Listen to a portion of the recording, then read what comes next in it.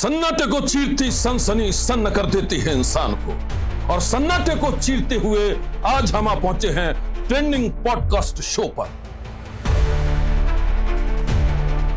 मेरा शो मुझे करने दीजिए सर। भाई मैं तो चाह रहा था कि आप शुरू करें, आपने नहीं शुरू किया तो मैंने शुरू कर दिया भाई। Thank you. समय की बड़ी कीमत होती है। मेरे साथ भी यही होता है। मुझे भी बहुत सारे लोग सनसनी, जो जिनको नाम नहीं पता वो सनसनी के नाम से ही जानते हैं। ये वो सनसनी वाले, वो चोटी वाले, वो दाढ़ी वाले, वो जो उंगली ऐसे करते हैं, यू नो, तो वो एक ट्रेडमार्क सा बन गया है। जो लिखा है आपकी नियति में है, वो जब होना होता है तो ऐसे हो जाता है कि ऊपर वाली सारी चीजें एक जगह प्लेस कर देता है। बड़ा क्रिटिसाइज भी किया गया शुरू में कहा गया कि भाई ये जो है ये बड़ा अजीब सा एंकर आ गया है, उंगली दिखाकर बात करता है, जोर से बात करता है, चिल्ला करके बात करता है। किसी ने तो यहाँ तक लिखा कि जब ये मर्डर की स्टोरी करता है, लुक्स लाइक मर्डर। लोग ये कहते थे यार वो स्टार न्यूज़ पर एक शो आता है भाई, शो बहुत अच्छा है यार, लेकिन एंकर पता नहीं कहाँ से लेकर के आए यार, वो बड़ा अजीब एंकर है। किसी ने कहा ये है, तो हो ये रहा था बेसिकली कि आप मुझे क्रिटिसाइज नहीं कर रहे, आप 4 और लोगों को बता रहे थे कि बेटा रात को देखो। कितने लोगों की मेहनत रही है, किसी एक आदमी की या मेरी मेहनत नहीं रही है। हाँ ये है कि उसका अच्छे बुरे का श्रेय मुझे मिल जाता है, अगर अच्छे का मिलता है तो बुरे का भी उतना ही मिलता है भाई। कोर्ट में जो केस होते हैं वो मेरे खिलाफ होते हैं। किसकी मिमिक्री होती है? अमिताभ बच्चन साहब की होती है, ठीक है, अमरीश पुरी साहब की होती है, लालू यादव की होती है। तो मिमिक्री भी उन्हीं की होती है ना, जिनमें कोई एक अलग हट करके कोई एक बात होती है, उनका अंदाज़े बयां थोड़ा सा अलग होता है, उनकी पर्सनालिटी में कोई एक ऐसी बात होती है। तो मिमिक्री भी उन्हीं की होगी, अदरवाइज तो बहुत सारे लोग मिमिक्री किसी की होती नहीं। तो मुझे लगा यार कि अगर मिमिक्री होने लगी है, इसका मतलब है कि ठीक है, मतलब हम ठीक लाइन पर चल रहे हैं। तो मुझे अच्छा लगा। कभी ये लगा कि इसकी वजह से बहुत सारी चीजें छूटी, अच्छी फिल्में ऑफर हुई, अच्छे कुछ बड़े टेलीविजन के शोज ऑफर हुए, जो हम लोगों ने छोड़े। किसी फिल्म के लिए छोटे मोटे रोल के थोड़ी बाल कटवा लूंगा यार, ये शो मुझे इतना प्रिय है कि इसके लिए मैंने अगर इतने बड़े बड़े कॉम्प्रोमाइजेस किए हैं, तो ये तो बहुत छोटी सी चीज़ है किसी फिल्म में कोई रोल कर देना, इसके लिए नहीं हो सकता है, संभव नहीं है। NSD से आपके जितने दोस्त आगे निकले, आप उनके साथ भी मिलते होंगे, बैठते होंगे, कभी उन्होंने इस बात का जिक्र किया कि कहाँ NSD से लोग थिएटर और फिल्म जा रहे हैं, तुम कहाँ टीवी में न्यूज़ चैनल में चले गए, ना जर्नलिस्ट हो, लेकिन कैसे यहाँ फंस गए? कभी इस बारे में चर्चा हुई और कभी आपको ऑफर हुआ और आपने सनसनी को प्रायोरिटी देते हुए उन शोज को ड्रॉप कर दिया? बिग बॉस 5-6 बार मेरी अपनी शर्तों पर, उसके बावजूद नहीं किया। मुझे लगा वो फॉर्मेट शायद अभी मेरे लिए ठीक नहीं है। और एक डांस का शो आया करता था, झलक दिखला जा, एक और शो था नच बलिए, इन दोनों के लिए मुझे ऑफर किया गया।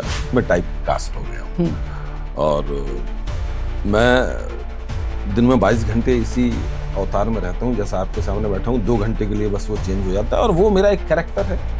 और जैसे ही वो होता है, मेरी भाव भंगिमा, मेरी आवाज़, मेरा चलने उठने बैठने का तरीका भी बदल जाता है। जितना मान इस शो ने आपको दिया है, लोग जितना भरोसा करते हैं, चैनल आप पर जितना भरोसा करता है, तो एक जिम्मेदारी का अनुभव तो है, बड़ी ज़बरदस्त जिम्मेदारी है। ऐसी और कितनी फिल्में थी? बहुत सारी फिल्में छूटी, मतलब 4-5 तो मेरी अभी उसमें है। जैसे मैंने कहा रेड चिली की 1-2 फिल्में छोड़ी हैं, और भी कुछ कहीं। लेकिन जिंदगी में ना आप आसपास देखेंगे तो ज़्यादातर लोग आपको ऐसे मिलेंगे जो अपने काम से संतुष्ट नहीं है, जो आज की तारीख में वो कर रहे हैं उससे वो संतुष्ट नहीं है। मतलब डिससेटिस्फैक्शन जो होता है ना जॉब को लेकर के, वो लोगों के भीतर बहुत होता है। मैं खुशकिस्मत हूँ भाई कि जो मेरा शौक था वो आज मेरा व्यवसाय भी है, जो मेरी हॉबी थी वो आज मेरा प्रोफेशन है। तो मेरे दोनों काम पूरे हो रहे हैं कि वक्त को जिसने नहीं समझा उससे मिटना पड़ा है, बच गया तलवार से तो फूल से कटना पड़ा है। क्यों न कितनी ही कठिन हो, क्यों न कितनी ही बड़ी हो, हर नदी की राह से चट्टान को हटना पड़ा है। तो मैं तो वो नदी बनना चाहता हूँ, बहती रहे, उसी बहाव की तरह हम बह रहे हैं। सन्नाटे को चीरती सनसनी सन्न कर देती है इंसान को, और सन्नाटे को चीरते हुए आज हम पहुंचे हैं ट्रेंडिंग पॉडकास्ट शो पर। सर मेरा शो मुझे करने दीजिए सर। भाई मैं तो चाह रहा था कि आप शुरू करें, आपने नहीं शुरू किया तो मैंने शुरू कर दिया भाई। थैंक देखिए समय की बड़ी कीमत होती है प्रफुल्ल भाई, ठीक है, तो आप शुरू कर दो, इससे पहले कि ये शो मैं अपना शो बना लूं या आपका शो आप ले लो अपने हाथ में। नहीं sir, thank you so much sir, आपने अपना वक्त दिया और इस आवाज को सुनने के लिए मैं आप बताऊं आपको ये पॉडकास्ट शुरू करने से पहले, सर ये 22 नवंबर 2004 पहले बिल्कुल करेक्ट है और आपका प्रोमो चलता था जी। और मैं इसी को सुनने के लिए दौड़ते हुए घर पहुंचा था कि देखना कि है क्या, क्योंकि क्या? पहला था ही नहीं कभी कुछ ऐसा। तो कैसा रहा सर आपका ये सनसनी का सफर? और मेरे ख्याल से अब तक कितने 8,000 के आसपास एपिसोड? तकरीबन 8,000, मतलब 7,500 से 8,000 के बीच का कुछ आंकड़ा है। उतने एपिसोड हो चुके हैं जो अपने आप में एक विश्व रिकॉर्ड है। और एक ही एंकर के साथ किसी एक चैनल ने इतना लंबा शो नहीं किया है, तो उसके लिए मैं अपने चैनल का भी शुक्रगुजार हूँ। उन्होंने इतना भरोसा मुझ पर दिखाया और सबसे ज़्यादा शुक्रगुजार हूँ मैं अपने दर्शकों का, जिन्होंने इतना प्यार दिया कि 21 साल हो गए हैं, अब ये 22वां वर्ष चल रहा है। तो ज़िंदगी का एक बहुत बड़ा वक्त जो है पूरी जवानी गुजार दी। ये उसी तरह सर आपको याद होगा सर, एक शो आता है तारक मेहता का, उसके सारे कैरेक्टर्स लोग उसी नाम से जानते हैं। नाम से जानते आपको हैं। भी शायद उसी नाम से? मेरे साथ भी यही होता है। मुझे भी बहुत सारे लोग सनसनी, जो जिनको नाम नहीं पता वो सनसनी के नाम से ही जानते हैं। ये वो सनसनी वाले, वो चोटी वाले, वो दाढ़ी वाले, वो जो उंगली ऐसे करते हैं, तो वो एक ट्रेडमार्क सा बन गया है। तो शुरू किया था, अब ये एक कल्ट बन गया है, एक इतिहास हो गया है। इसमें बहुत सारे लोगों का इसमें योगदान है। इसके जब इस शो की तैयारियां चल रही थी, तब ये स्टार न्यूज़ हुआ करता था। जब इसके तैयारियां चल रही थी तो चैनल के जितने भी आला कमान लोग रहे होंगे, एक कॉन्सेप्ट डेवलप किया गया होगा। BAG फिल्म्स तब इसको बनाता था, जो अब न्यूज़ 24 है। तो उस वक्त बहुत सारे लोगों के ऑडिशन लिए इन्होंने, पूरे हिंदुस्तान भर में तमाम नामचीन लोगों के भी, बड़े कुछ अच्छे एक्टर्स के भी लिए होंगे, जो भी किया होगा इन लोगों ने, जो मुझे बताया गया। पर जो इनको चाहिए था वो शायद इनको मिल नहीं रहा था। और फिर चलते चलते बात दिल्ली तक आई होगी। तो दिल्ली में उस वक्त BAG में अजीत अंजुम जी हुआ करते थे। तो अजीत अंजुम जी ने शायद बात की होगी, अरविंद गौड़ आपने नाम सुना होगा, अस्मिता थिएटर ग्रुप जो चलाते हैं, अन्ना आंदोलन में भी बड़ा उनकी कमाल की भागीदारी थी। तो अरविंद गौड़ से उनकी बात हुई होगी। तो अरविंद भाई ने कहा कि देखिए एक एक्टर है, उन्होंने डिस्क्राइब किया होगा हमको किस तरह का चाहिए। तो उन्होंने कहा एक एक्टर है, वो एक्टर बहुत कमाल है, सब बहुत अच्छा है, लेकिन थोड़ा सा मनमौजी किस्म का है। तो बात करके देख लेते हैं, अगर तैयार हो गया तो बहुत अच्छी बात है, फिर तो मज़ा आ जाएगा, ये गारंटी मेरी है। अरविंद भाई ने मुझे फ़ोन किया, बोले यार शिववर्धन ऐसा ऐसा एक है मामला। तो हम लोग क्या, एक्टर तो थे ही, पास आउट NSD से किए थे, रेपेट्री कंपनी में था उस वक्त में, तो ऑडिशन दिया करते थे यहाँ वहाँ जा करके, और हो गया नहीं हुआ। तो it was a kind of audition कि चलो ठीक है, चलो दे देते हैं। तब ये BAG का ऑफिस हुआ करता था मालवीय नगर में। अच्छा जी। तो मालवीय नगर में मैं पहुंचा, मुझे बहुत अच्छे से याद है। और तब इत्तेफाकन मेरे बाल थोड़े से लंबे थे, इससे थोड़े छोटे होंगे लेकिन लंबे थे। और वो भी एक कहानी है कि वो लंबे कैसे रह गए। जो लड़के उस समय वहाँ थे वो लोग मुझे मिलने आए, उन्होंने मुझे देखा और देख करके अंदर गए होंगे बताने, और फिर बाहर आकर के उन्होंने कहा कि सर वो सर तो अभी मीटिंग में है या नहीं है, कुछ ऐसा उन्होंने कहा, और तो आप फिर किसी दिन आ जाइएगा। तो मैंने देखा तो ग्लास लगा हुआ था, एक अंदर एक चैम्बर था। तो एक व्यक्ति मुझे दिख रहा था, दाढ़ी हल्की सी वाइट दाढ़ी, खिचड़ी सी। मैंने पूछा ये कौन है? तो उन्होंने बताया अजीत जी हैं। तो मैंने कहा बॉस तो यही हैं। तो मैंने कहा ठीक है, उनको बोल दीजिएगा कि अब मुझे दोबारा संपर्क न किया जाए आप लोगों की तरफ से, मैं नहीं आऊँगा अब दोबारा। नहीं क्यों सर? मैंने कहा भाई इतना टाइम नहीं है, फालतू है, लेकिन इतना भी फालतू नहीं है। ठीक है। तो खैर वो उस समय एक टेम्परामेंट दूसरा हुआ करता था कि हाँ ठीक है, ले रहे हो तो ले लो, नहीं तो हमें क्या करना है। तो बहरहाल उन्होंने जा करके बताया, और उनको जो भी समझ में आया उन्होंने बुलाया मुझे, और 2-4-5 मिनट बात की। उन्होंने जाते ही मुझसे ये कहा कि हमारा जो कंटेंट है वो बड़ा ग्रे कंटेंट है, डार्क कंटेंट है, और चूंकि ये डार्क कंटेंट है तो उसके अगेंस्ट हमको जो चेहरा चाहिए वो बहुत चॉकलेटी सा चाहिए, हीरोइक इमेज चाहिए हमको, ठीक है, क्लीन शेव्ड हो, कुछ इस तरह का। तो अगेंस्ट द कंटेंट हमको चाहिए, जो कि ठीक है, आइडिया के तौर पर उनकी बात बिल्कुल ठीक, अलग कंसेप्ट था। हाँ ठीक है, हो भी सकता है और होना भी चाहिए था, क्या दिक्कत है उसमें। तो मैंने कहा साहब देखिए फिलहाल तो ये ऐसा ही है, और अभी तकरीबन महीने भर तो ऐसा ही रहेगा, क्योंकि मेरा एक नाटक है दलाई लामा के सामने मैं परफॉर्म कर रहा हूँ धर्मशाला में। इरपिंदर भाटिया एक लेडी हैं जिन्होंने कुछ अच्छी फिल्में भी लिखी हैं, नाटक भी लिखे हैं। उनका नाटक था जो खाटी अंग्रेजी में था, और उसमें मैं मेन रोल में था। तो मैंने कहा कि अभी तो नहीं कर सकते, 1 से 1.5 महीना लग जाएगा, कंटिन्यूटी है मेरी, और एक सीरियल में भी कंटिन्यूटी थी। अरे हमको तो ये चाहिए था, वो चाहिए था। उन्होंने अपनी रिक्वायरमेंट बताई। मैंने कहा सर अब जो है फ़िलहाल तो यही है, या तो 1-1.5 महीने बाद अपन बात करें, और इस बीच में अगर आपको जल्दी हो तो आप देख लीजिए। लेकिन हुआ क्या कि उतनी देर की बातचीत में, जो मैं आप समझ पाता हूँ, उतनी देर की बातचीत में अजीत जी ने मुझे शायद भांप लिया। मेरे अंदर जो आग थी, जो पोटेंशियल था, उसको भांप लिया। देखिए, जो बड़े लोग होते हैं, समझदार होते हैं, अनुभव होता है, वो इतनी देर में समझ जाते हैं। तो उन्होंने शायद उस चीज़ को भांप लिया कि इसके अंदर कोई तो बात है, कोई स्पार्क तो है इसके भीतर। तो उन्होंने एक सेफर साइड में ये कहा कि उन्होंने कहा एक काम करते हैं कि एक ऑडिशन तो आप दे दीजिए, कुछ रिकॉर्ड कर दीजिए कैमरे पर, हमारे पास एक रिकॉर्ड के तौर पर रहेगा, और फिर आगे देखते हैं क्या होता है। ऐसा ठीक है, हम तो आए इसलिए थे। मैं गया, उस समय कुछ कास्टिंग काउच या कुछ चल रहा था, उस पर कुछ रेड अलर्ट एक शो आया करता, तो उसकी स्क्रिप्ट थी। तो वो स्क्रिप्ट उन्होंने मुझे दी, 10-12 लाइन्स थी, मैंने 2 मिनट में कर दिया। तो बल्कि उनको आश्चर्य भी हुआ, जो लड़के थे। उन्होंने कहा सर आपने तो याद भी कर लिया, बोल भी दिया। हमने कहा यार हमारी रोजी रोटी चलती है इसी से। ठीक है, NSD की तालीम ऐसी होती है, बड़ी बड़ी स्क्रिप्ट याद करनी पड़ती है। तो हमारे लिए आसान काम था, वो कर दिया, करके हम चले गए। कट टू 1-1.5 महीने बाद, तब तक कोई यहाँ से खबर नहीं। मैं धर्मशाला जाने वाला था, उसके एक दिन पहले मेरे पास फ़ोन आया कि आपकी कुछ क्लीन शेव्ड में फ़ोटोग्राफ्स हैं क्या। तो मैंने कहा होंगी, शायद कुछ तो होंगी, लेकिन अब इस वक्त आप लोग पूछ रहे हैं, मुझे रात को निकलना है यहाँ से, तो मुश्किल है मेरे लिए, आप किसी भी तरह से भेज सकते हैं क्या। तो मैंने कहा भेज देता हूँ। मैंने कुछ अरेंज करके 10-12 फ़ोटोग्राफ्स भेज दिए किसी के हाथ से, और उसके बाद में निकल गया। और मुझे आज भी याद है कि 18 नवंबर का दिन था वो, और नेक्स्ट डे 19 को हमारा शो था दलाई लामा के सामने। 18 नवंबर की बात है, मैं सुबह सुबह उठा, मेरे पास फ़ोन आया यहाँ से, BAG से, that we have decided to go with you। 18 नवंबर इसलिए भी याद है क्योंकि मेरा जन्मदिन होता है।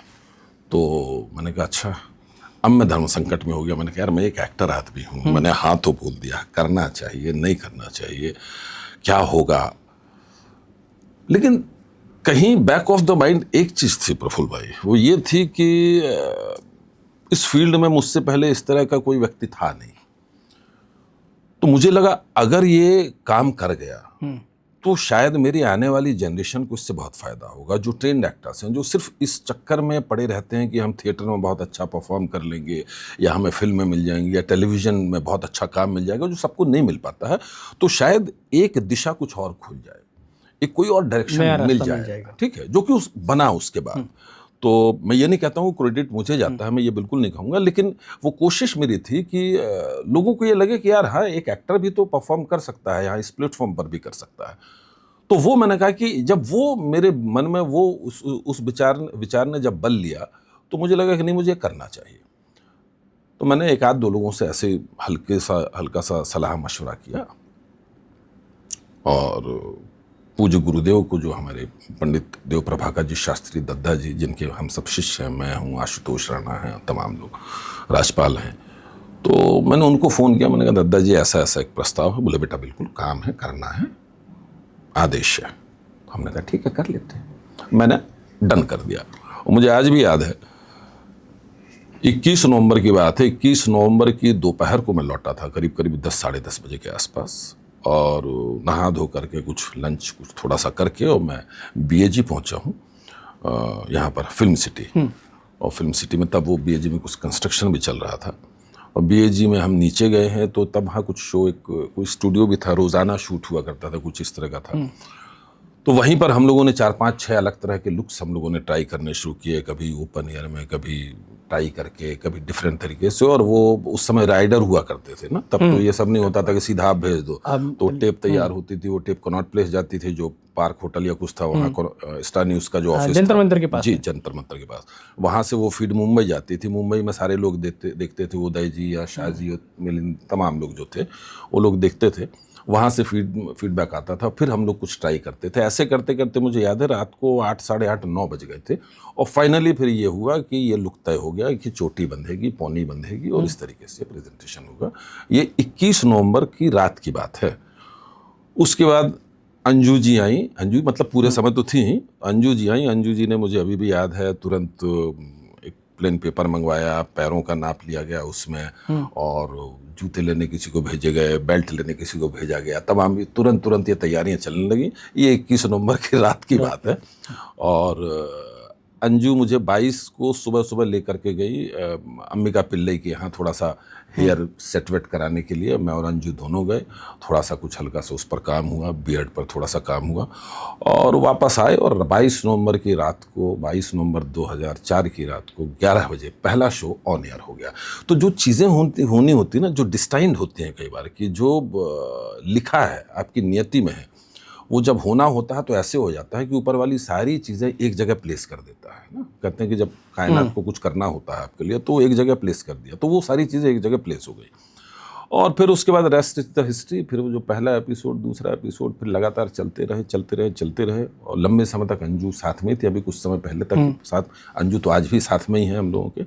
और ये शो मैं ईमानदारी से कहूँ तो मैं चैनल के साथ साथ जितना चैनल का ये शो है उतना शो मैं इसको अंजू का भी मानता हूँ। हम सबका तो है ही, लेकिन अंजू का बहुत बड़ा योगदान है। उन्होंने बहुत काम किया है, उन्होंने इस शो को ओन कर लिया एक्चुअली। लेकिन क्या ये लाइन जो थी कि मतलब एक हिला देने वाले स्टाइल में जी, उंगली दिखाते हुए जी, क्योंकि आमतौर पे एंकर्स उन दिनों पे बड़े सॉफ्टली सोफिस्टिकेटेड सा थोड़ा सा टाई वाई पहन के सोफिस्टिकेटेड प्यार से बात करते थे। जी। आप उनको रात में 11 बजे उंगली दिखा के डरा के शो दिखा रहे थे। हाँ तो ये किसका आइडिया? यार, इस पर बड़ा क्रिटिसिज्म हुआ भाई। इस पर तो फुल पेज के आर्टिकल लिखे गए सारे न्यूज़पेपर में। जितने हिंदुस्तान के नामचीन न्यूज़पेपर हुआ करते थे, आपने देखे भी होंगे, तमाम जितने बड़े बड़े अखबार हैं हिंदी के, अंग्रेजी के, तो आधे पेज के आर्टिकल लिखे जाते थे।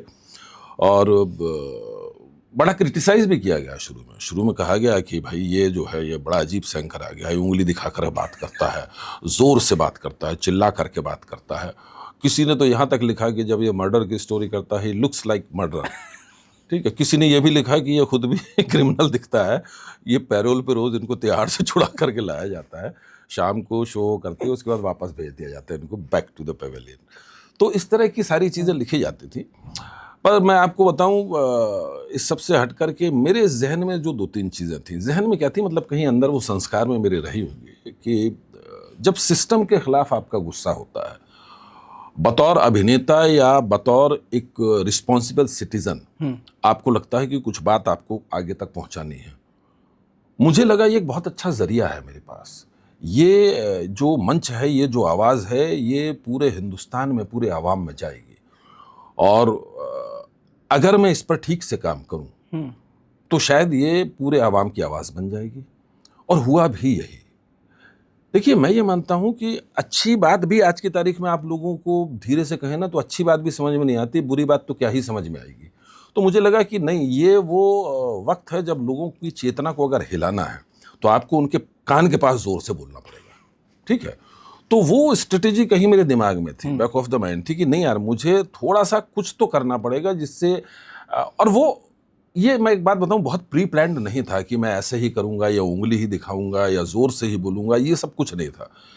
ये बस करते करते आ गया। आपने देखा होगा कई जगह में कुछ जेस्चर्स यूज़ करता हूँ, कुछ मैनरिज्म सा है, लेकिन वो basically I call it inner gesture, वो भीतर से आता है।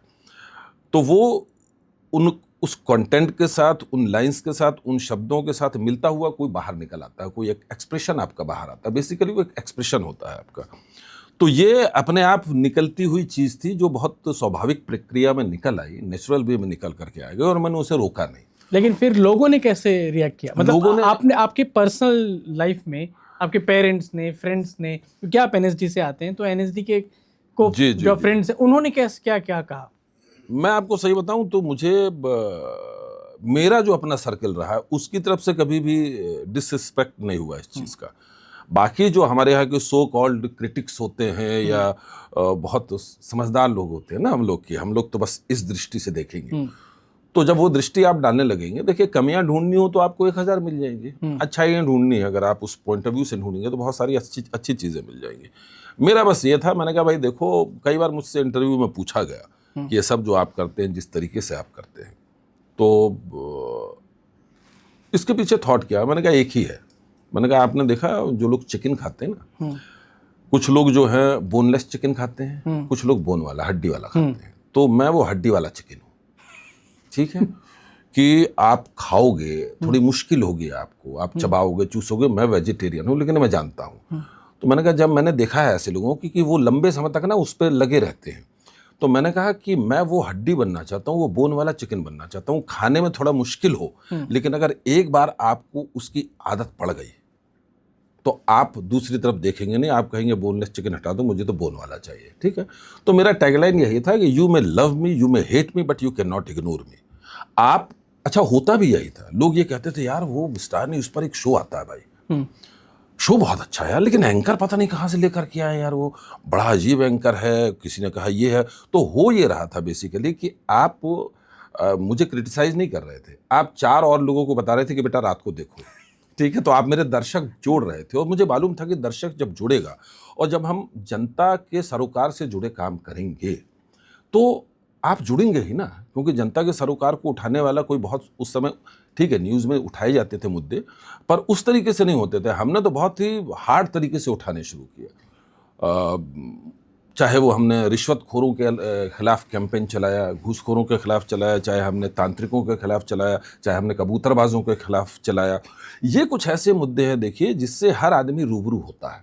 और रिश्वतखोरी एक ऐसी चीज़ है जिससे आपसे शायद किसी ने ना ली हो, लेकिन आपके फैमिली मेम्बर्स में से किसी ली होगी, आपके किसी कोलीग से ली होगी, आपके किसी परिजन से ली होगी, यार दोस्त से ली होगी। तो हम सबका इंटरेस्ट होता है कि अच्छा ये सही पकड़ा भाई इसको, और हम इस हद तक जाते थे कि हम उसकी वर्दी भी उतरवाते थे, कुर्सी भी हटवाते थे, यानी इस हद तक हम लोग पीछे पड़े रहते थे।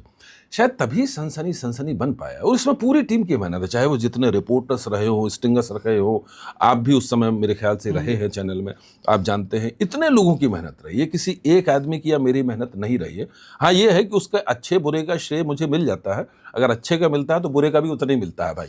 कोर्ट में जो केस होते हैं वो मेरे खिलाफ होते हैं, वो किसी और के खिलाफ अच्छा, नहीं। कोर्ट में सनसनी में चली हुई स्टोरी से खिलाफ जो केस, हाँ, जी, बहुत केसेस हुए हैं, कुछ शायद अभी भी चल रहे होंगे।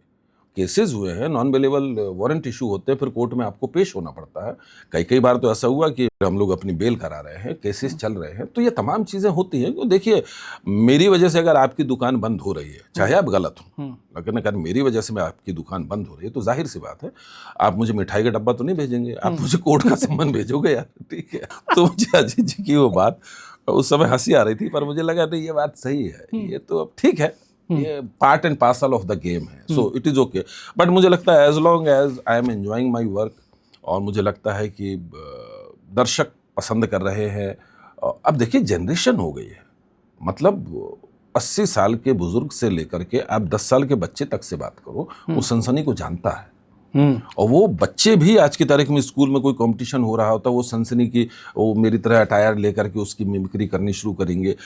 तो अच्छा लगता है कि आपने जो काम किया, लोगों ने आपको सराहा, सराखों पर बैठाया। ये मुश्किल काम था, जिस तरह का कंटेंट है, जिस तरह का प्रेजेंटेशन है, इसको लेकर के मुश्किल काम है, लेकिन लोगों ने उसको पसंद किया। फिल्मों में उसकी कॉपी हुई, कैरेक्टर्स बने, स्टैंड अप कॉमेडी के जितने भी शोज हैं उनमें लोगों ने बहुत सारे लोगों ने आपकी नकल भी जो उतारी, बहुत नकल की, फिल्मों से लेके कॉमेडी शोज में आपको रोस्ट। तो आपको कभी बुरा लगता था इस बात का? मुझे तो उल्टा ही लगा, मुझे तो अच्छा ही लगा यार। मुझे लगा चलो कम से कम किसकी मिमिक्री होती है आप बताइए? अमिताभ बच्चन साहब की होती है, ठीक है ना, अमरीश पुरी साहब की होती है, लालू यादव की होती है। तो मिमिक्री भी उन्हीं की होती है ना, जिनमें कोई एक अलग हट करके कोई एक बात होती है, तो उनका अंदाज़े बयां थोड़ा सा अलग होता है, उनकी पर्सनालिटी में कोई एक ऐसी बात होती है, तो मिमिक्री भी उन्हीं की होगी। अदरवाइज तो बहुत सारे लोग हैं, मिमिक्री किसी की होती नहीं। तो मुझे लगा यार कि अगर मिमिक्री होने लगी है, इसका मतलब है कि ठीक है मामला, मतलब हम ठीक लाइन पर चल रहे हैं। तो मुझे अच्छा लगा, मैं I took it as compliment, positive way. मैं बहुत पॉजिटिव वे में मैंने लिया। ये बताइए कि जब आपने पहला एपिसोड किया और जब कुछ एपिसोड्स आए तो लोगों ने आपको पहचानना शुरू कर दिया होगा, क्योंकि लुक तो वही रहा होगा आपका। जी। तो कोई ऐसा इंसिडेंट याद है कि जब ये शो शुरू ही हुआ था और आपकी एक पहचान बन गई, तो लोगों ने आपको किस तरह से लिया? जैसे कभी बाजार में या कभी परिवार में कोई जो बात नहीं कर रहा था बहुत समय से, वो भी आ गया मिलने? मैं अभी आपको इंसिडेंट बताता हूँ। हमारे यहाँ कैमरामैन है, आप भी जानते हो सूरी, हाँ, सुरेंद्र है ना। और सुरेंद्र भी बड़ी मेहनत करके कैमरामैन बना है, स्टोर में रहा करता था, तो उसने अपनी मेहनत से मुकाम हासिल किया है। सूर्य अभी एक दिन बता रहा था मुझे, किसी को बता रहा था, मतलब मेकअप रूम में हम लोग बैठे हुए थे, तो उसने कहा कि एक बार की बात है, मैं बस से जा रहा था और मंडी हाउस से बस क्रॉस हो रही थी, तो बंगाली मार्केट मंडी हाउस वाला एरिया जो गोल चक्कर है, और बोले सर बंगाली मार्केट से चले आ रहे थे पैदल, बाल खुले हुए थे तो चले आ रहे थे अपने अंदाज में, बाल लहरा रहे थे उनके, और बोले सडनली बस वाले ने बीच सड़क पे ब्रेक मार दिया। उसने कहा अरे ये तो वो है सनसनी वाले। और बोले जैसे ही उसने कहा कि सनसनी वाले, तो बोले बस के जितने यात्री थे वो सारे, कोई खिड़की से झांकने लगा, किसी ने कुछ कहा, कोई हाथ हिलाने लगा, कुछ लोग नीचे उतर गए मिलने के लिए। तो बोले वो देख करके बोले मुझे बड़ा अजीब सा लगा। मैंने कहा यार कमाल है, ये होता है स्टारडम। तो वो जो आप बात कर रहे हैं ना, वो अभी 3-4 दिन पहले ही वो चर्चा कर रहे थे इस विषय में कि बोले हमने तो वो देखा है कि वो बस ही रोक दी, आगे पीछे जाम लग गया वहाँ पर, ठीक है, ये हालत हो गई। तो लोग रिकग्नाइज करते थे, पहचानते थे, और कई बार खुले बालों का मैं फ़ायदा उठा करके खिसक भी लेता था, यार ये वही है क्या? अरे नहीं, ये तो जनपथ में कहाँ घूमेंगे। और मैं ऐसी मस्ती में घूमता रहता था, उसका फ़ायदा उठा लेता था। लेकिन ये जो लुक है, इस क्योंकि आप एनएसडी से आते हैं जी, आपके साथ वाले जितने भी लोग थे, जी, मतलब बहुत सारे लोग जो हैं जो फेमस हो चुके हैं, जी, कुमुद शर्मा, सत्यजीत शर्मा, आशुतोष राणा हो गए, मुकेश तिवारी हो जी, गए, जी, बाकी सारे लोग, जी, ये सभी लोग फिल्मों में बहुत अच्छा कर रहे हैं, ओटीटी प्लेटफॉर्म से लेकर टीवी सीरियल सब जगह। जी। आपको कभी नहीं लगा कि आपने एक शो की वजह से ये सब उस समय नहीं, मतलब आपको वो हासिल नहीं हुआ? क्या आपको लगता है कि नुकसान हुआ? देखिए, मैं एक ऐसा व्यक्ति हूँ प्रफुल्ल जी जो ईश्वर के विधान को मानता है, और मैं बहाव के साथ, लहर के साथ बहने वाला व्यक्ति हूँ, ठीक है। इसका ये मतलब नहीं कि मैं धारा के विपरीत नहीं जाता हूँ, धारा के विपरीत भी जाता हूँ। लेकिन मैं मुंबई गया भी, एनएसडी पास आउट करने के बाद मैं कुछ समय मुंबई गया। मैं और आशुतोष राणा, उनकी बड़ी दीदी वहाँ रहती थी, तो हम लोग उन्हीं के पास रहा करते थे, और वो रोज़ जाते थे लोगों से मिलने, में जाते नहीं था, मेरे मन में ही नहीं आता था जाने के लिए। Struggle days. हाँ, कि किसी से जाना है, मिलना है, डायरेक्टर से मिलना है, ऑडिशन देना, मैं जाते नहीं था। मैं घर में खाता पीता तो बसते रहता। तो एक दिन बल्कि दीदी ने सुबह सुबह बैग मुझे भी थमा दिया, टिफिन थमा दिया, बोले तुम भी जाओ। अरे मैंने कहा दीदी नहीं जाना। बोले जाओ जाओ जाओ। चले गए हम। तो ये लोगों से मिलते थे। मैं अपने किसी दोस्त के साथ, वहाँ मन्नाई कॉलोनी में हमारे सारे स्ट्रगलर्स रहते थे, तो किसी के घर में अनूप सोनी या हरीश खन्ना किसी के यहाँ चला जाता था। वो लोग अपना कहीं बाहर काम करते थे, मैं कहता चाबी दे दो, मैं दिन भर घर में रहता था, वहीं टिफ़िन खाता था, वहीं सो जाता था, शाम को साथ में लौट के आ जाते थे। तो कभी दिल नहीं किया कि मैं जाकर के किसी से मिलूं। मुझे लगा मैं क्यों मिलूं यार, लोग हैं मुझसे मिलने के लिए, ठीक। ये पता नहीं एक अजीब सा फितूर था, गलत था सही था मुझे नहीं मालूम। ये तो नहीं कहूँगा कि इसकी, हाँ कभी कभी लगा, कभी ये लगा कि इसकी वजह से बहुत सारी चीज़ें छूटी, अच्छी अच्छी फिल्में ऑफ़र हुई, अच्छे कुछ बड़े टेलीविज़न के शोज़ ऑफ़र हुए, जो हम लोगों ने छोड़े। कई शो में तो इतना बड़ा पैसा बोल दिया गया। एक शो आया था सर्वाइवर ऑफ इंडिया, तो उसमें इतना ज़्यादा पैसा मुझे ऑफ़र कर दिया गया। तो ये बात मुझे अंजू ने बताई फिर। तो अंजू ने मुझसे कहा कि यार शाहजी भी परेशान हो गए थे। शाहजी ने कहा कि यार अंजू, इतना पैसा बोल दिया सामने वालों ने, अब समझ में नहीं आ रहा श्री को कैसे मना किया जाए। तो मुझे तो लगता चले जाए श्री, कोई दिक्कत नहीं, इतना पैसा कौन देता है, इत्यादि जो भी बात हुई हो। तो अंजू ने कहा कि जितना मैं श्रीवर्धन को जानती हूँ शायद वो नहीं जाएंगी, और हुआ भी अंततः भाई कि मैं नहीं गया। मेरा अंजू का इक्वेशन बड़ा अच्छा रहा है, मतलब हम कोलीग भी थे, भाई बहन जैसा रिश्ता भी रहा है, बॉस तो रही हैं तमाम, तो नोक झोंक भी होती थी, तमाम चीज़ें होती थी, बट उन्होंने हर तरीके से मुझे, शो को, शो के लोगों को, सबको बड़ा सपोर्ट किया। तो बहुत सारी चीज़ें मैंने छोड़ी हैं, बहुत सेक्रीफाइसेस किए हैं मैंने इस शो के लिए, इसमें कहीं कोई दो राय नहीं है। आज अगर मैं इस स्टूडियो में बैठा हूँ, आपके साथ बैठा हूँ, तो उसकी मूल वजह शायद एक ये शो ही है शायद। तो कभी रिग्रेट नहीं रहा, मैं आपको बताऊँ, ये रिग्रेट कभी नहीं रहा कि मैंने ये नहीं किया, वो नहीं किया। हाँ ये है, इस बीच में मैं थिएटर से लगातार मेरा जुड़ाव रहा, और फिल्में में करता रहा हूँ, मैं पहले भी करता रहा हूँ, अभी भी कर रहा हूँ, अभी भी एक आध करके आ गया हूँ। तो इस बीच में ये गुंजाइश मेरे पास रहती है। तो वो मेरा जो क्रिएटिव पार्ट है, बेसिकली मैंने ये नहीं चाहा कि मुझे फिल्मों से बड़ा फेमस हो जाना है या टेलीविज़न के ज़रिए बड़ा फेमस हो जाना है, ये कभी नहीं रहा। और वो जो एक स्टारडम होता है, जिसके लिए आदमी जिसके पीछे भाग रहा होता है, वो ईश्वर की कृपा से अगर मिल गया आपको यहीं बैठे बैठे, तो फिर उसकी ज़रूरत तो नहीं रही, तो वो भूख तो ख़त्म है। तो अब भूख क्या बसती है आपके भीतर? आपके भीतर भूख यही बसती है ना कि वो जो आपकी रचनात्मकता है, वो सृजनात्मकता है, वो कहीं बरकरार रहे। लेकिन सर, आप ही के जो बैचमेट्स हैं जो एनएसडी में, जी, अगर आपके बैचमेट्स की तस्वीर देखें, उसमें बहुत सारे लोग इसमें बहुत ज़बरदस्त काम कर रहे हैं। जी, लेकिन बहुत सारे ऐसे जो नहीं भी कर रहे हैं, ये भी है ना। लेकिन ये अच्छी बात है कि हम हमेशा पॉजिटिव साइड देखते हैं, हम ऊपर देखने की कोशिश करते हैं। लेकिन मैं ये मानता हूँ कि उनसे मेरा कभी कोई कंपटीशन नहीं रहा। बट आपको कभी फील नहीं हुआ कि उनकी तरह मुझे भी फिल्मों में दिखना चाहिए, मुझे भी ऐसे रोल्स मिलने चाहिए? नहीं, मैं भी उल्टा बोलता हूँ। मैंने कहा अब तुम मेरी तरह बन के दिखाओ। मतलब तो आशीष राणा ने कहा होगा कि एक एपिसोड मैं भी करके दिखाऊं। मैं अभी नाम नहीं लूंगा। एक बहुत बड़े स्टार आए चैनल में, उनकी कोई फिल्म आ रही थी, साथ में उनकी टीम प्रमोशन के लिए रेड कारपेट बिछाया गया, जो हमारी परंपरा है भाई, स्वागत करना होता है। वो आए, अब वो चैम्बर में बैठे होंगे संपादक महोदय के साथ, पुरानी बात होगी। तो याद है प्रदीप श्रीवास्तव आए मेरे पास। प्रदीप ही आए थे। प्रदीप ने मुझसे कहा, अरे बोले सर आए हुए हैं, जरा एक बार चल के मिल लीजिए आप। तो मैंने कहा मैं क्यों मिलूं? कि मैं क्यों मिलूं यार? अरे सर उनकी फिल्म आ रही है, वो देखनी भी है अपने को। ऐसे वो हिट फिल्म थी, बड़ी सुपर हिट फिल्म थी, बहुत नामचीन एक्टर है वो। तो मैंने कहा एक बात बताओ भाई, सबसे पहले तो उनसे ये पूछो वो सनसनी देखते हैं? अगर वो सनसनी देखते हैं और उन्होंने मेरे कोई नाटक वाटक देखे हो तब तो मैं आऊंगा मिलने। अगर नहीं तो मैं उनकी फिल्म क्यों देखूं यार, ये बताओ। ठीक है, एक अभिनेता है तो उनको नाटक के बारे में पता होना चाहिए, टेलीविजन के बारे में भी पता होना चाहिए। टेलीविजन में प्रमोशन करने आए हैं तो हमारे चैनल के बारे में पता होना चाहिए, कौन कर रहा है, क्या कर रहा है, इत्यादि इत्यादि जो भी बोल रहा था। मैं तो ऐसे ही बोल करके, अरे सर चल दो ना, चल दो। तो मैंने कहा अरे आते हैं देखते हैं। अब मजे की बात ये हुई, अच्छा हुआ भी यही। थोड़ी देर वो वहाँ बैठे रहे, फिर उन्होंने पूछा कि यार वो आपके यहाँ वो एक शो आता है, वो श्रीवर्धन जी आते हैं, वो कहाँ हैं? अभी आ गए होंगे। तो किसी ने कहा सर आ गए हैं, वो तो तैयार हो गए हैं, यहाँ बैठे मिलना है यहाँ। तो उन्होंने कहा बुलवाते, बोले नहीं, उनसे हम मिलने जाएंगे। वो एक्टर ने कहा? यस। और वो आए, उन्होंने मुलाकात की। मैं नाम बता देता हूँ, आमिर खान साहब थे। अच्छा। वो आए, उनके भांजे थे शायद, के मैं नाम भूल रहा हूँ। हाँ, इमरान की कोई फिल्म लॉन्च हुई थी उस वक्त, तो वो पहली थी या दूसरी थी, और उसके शायद राइटर भी थे, अब्बास टायर वाला या कुछ ऐसे करके थे ना, तो वो भी थे शायद में, हीरोइन भी थे। तो वो बाकायदा आए, ये उनकी ग्रेटनेस है। वो डेस्क पर आए, उन्होंने मुझसे मुलाकात की, भांजे से परिचय कराया। और मुझे अच्छा तब लगा, मैं आपको बताऊं, जब उन्होंने इमरान से ये कहा कि he is also a very great actor, ये NSD से हैं और इन्होंने ये ऐसे किया है। और मैं थोड़ा सा सरप्राइज्ड हो गया। मैंने कहा यार इतना सब मालूम है इनके मेरे बारे में।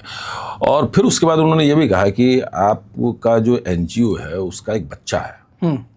उस समय एक फिल्म शायद फ्लोर पर थी, 3 इडियट्स, तो उसमें एक बच्चा हुआ करता था मिलीमीटर, तो वो मैंने ट्रेंड किया था उसको। अच्छा जी, अब तो बड़ा हो गया है वो बहुत।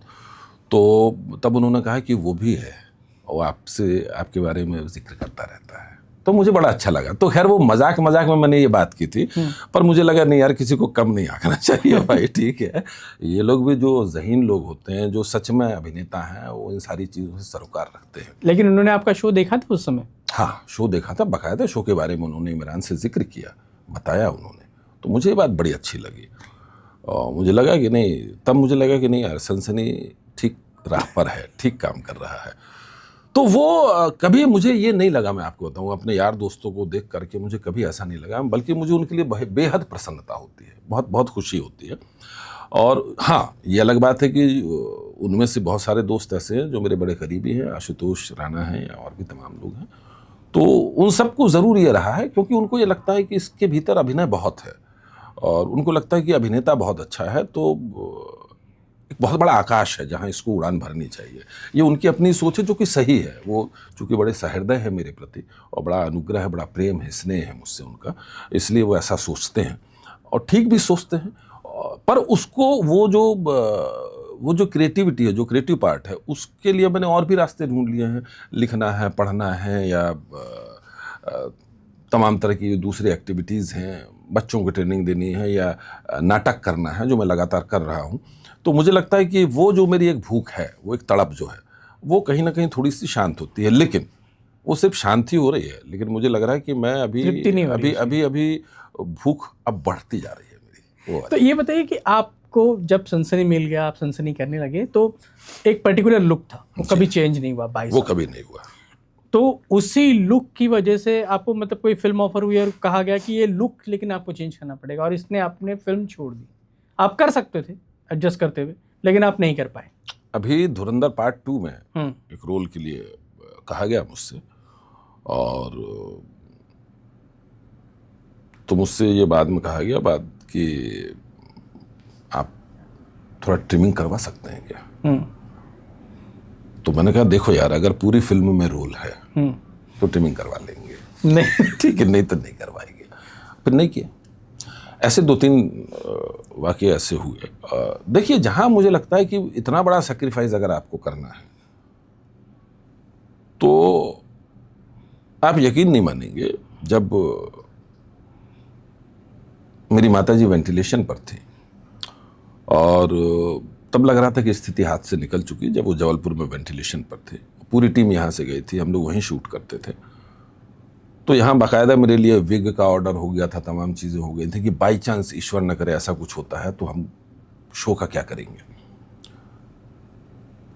मेरी माताजी नहीं रही और मेरी माताजी मुझसे बोल के गए थे कि बेटा बाल नहीं कटवाने तुमको, जबकि हमारे यहाँ ये प्रथा है, बाल तो उतरवाने होते हैं। मेरे दोनों भाइयों ने बाल उतरवाए, मेरा थोड़ा सा एक रिचुअल सा कर दिया गया। ऐसे पिताजी के समय हुआ।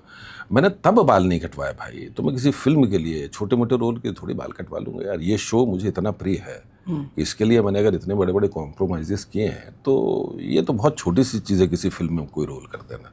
इसके लिए नहीं हो सकता, है संभव नहीं है। तो कभी इसके लिए आपने मतलब लुक के लिए वजह से कभी कोई ऐसे ऑफर एक्सेप्ट किए ही नहीं?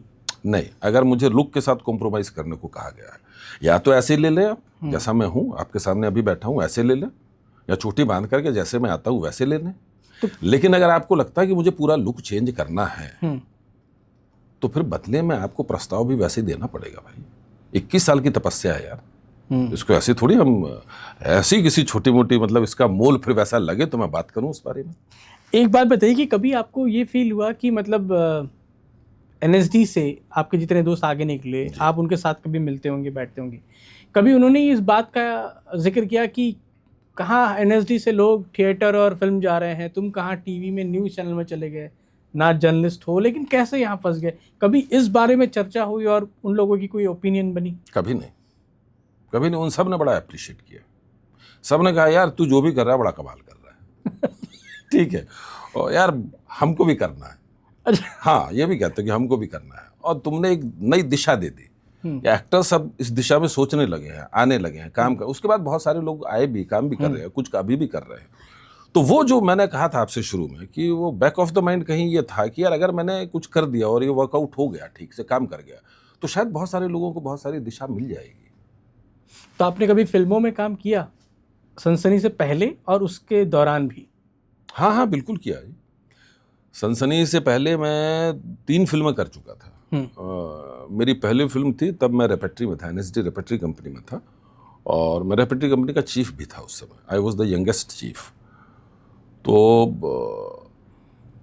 मेरी पहली फिल्म थी shadows in the dark, Hindi में टाइटल था उसका कारवां, जिसमें किटू गिडवानी थी, मेरी हीरोइन थी वो, और नसरुद्दीन शाह साहब थे जो हमारे दादा थे, और भी तमाम लोग थे, सुब्रत दत्ता, और भी बहुत सारे कुछ एक्टर्स थे उसमें, अच्छे लोग थे, और बड़ी अच्छी फिल्म बनी थी। वो पार्टीशन बेस्ड फिल्म थी, लव स्टोरी थी वो, तो across the border love story थी वो, तो किटू और मेरे बीच की प्रेम कहानी थी। और तो मेरी पहली फिल्म वो थी। दूसरी फिल्म थी मेरी कुछ समय बाद, वो थी द लिटिल रिपब्लिक, स्वराज उसका हिंदी में टाइटल था। अनवर जमाल साहब ने उसको डायरेक्ट किया था, वाटर माफिया पर थी वो, तो राजस्थान में पूरी शूट की गई थी, हिंदी में ही थी। हिंदी में थी। और तीसरी फिल्म थी मेरी लक्ष्य, फरहान अख्तर ने जो डायरेक्ट की थी, ऋतिक रोशन वाली, जिसमें मैं ऋतिक का ट्रेनर बना था। तो 3 फिल्में तो मैं सनसनी से पहले भी कर चुका था। उसके बाद 1-2 छोटी मोटी चीज़ें, कहीं एक आधे अपीयरेंस 1-2 फिल्मों में और किया। और अभी एक रिसेंटली मैंने एक फिल्म की है, उसका टेंटेटिव टाइटल है अभी माँ बहन। अच्छा। इसके निर्देशक जो हैं वो बहुत कमाल के हैं, बड़े सुलझे हुए हैं, और मुझे बड़े अच्छे लगते हैं। शायद आप भी जानते होंगे, सुरेश त्रिवेणी, जिन्होंने तुम्हारी सुलू बनाई थी, और अभी उनकी दूसरी फिल्म कुछ समय पहले रिलीज हुई थी, सूबेदार, जो अनिल कपूर साहब के साथ है।